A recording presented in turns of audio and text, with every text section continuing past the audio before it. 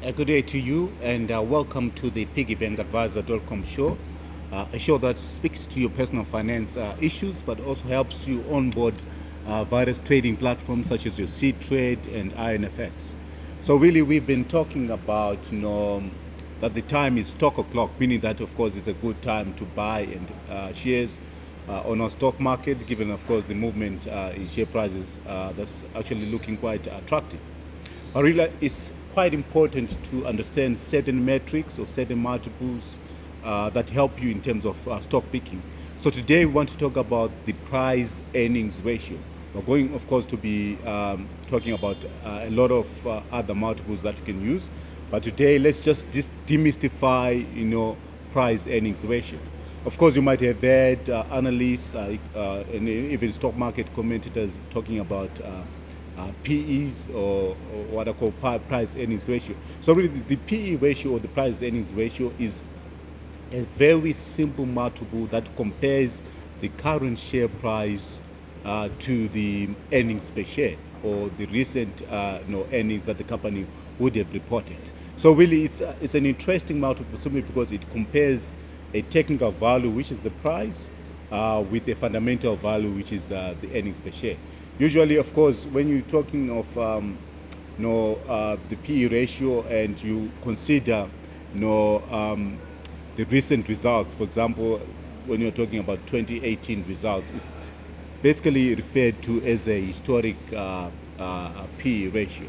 So what it really means is that it measures the price or that an investor is willing to pay for every dollar of earnings generated by a business. So, for example, if your Econet or your cassava is trading at a multiple of 30 times, it simply means that an investor is willing to pay $30 for every dollar generated by the company. So, what does it mean by the end of the day?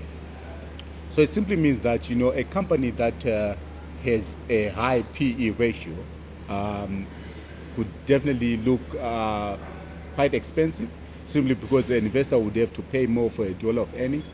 But however, sometimes it could be high simply because the projections or the growth focus in that company are actually quite good. So really investors are willing to pay more. But with a company with a low PE ratio, it simply means that there's no interest in the company, or simply because there's no visibility and investors don't know about that company, or it could be that the share price is a bargain by the end of the day. But however, looking at the range is usually 10 to 25 is generally considered as a moderate PE ratio. But what's important, I think Piggy should highlight this.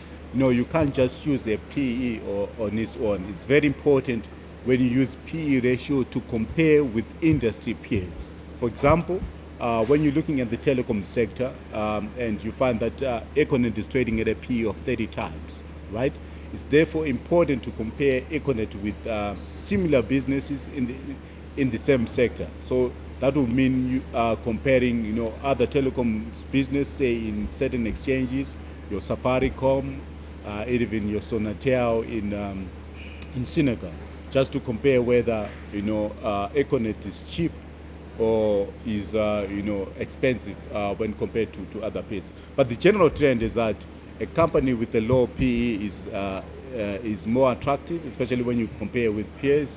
But a company with higher peers than higher PE ratio than its comparative group is actually quite expensive.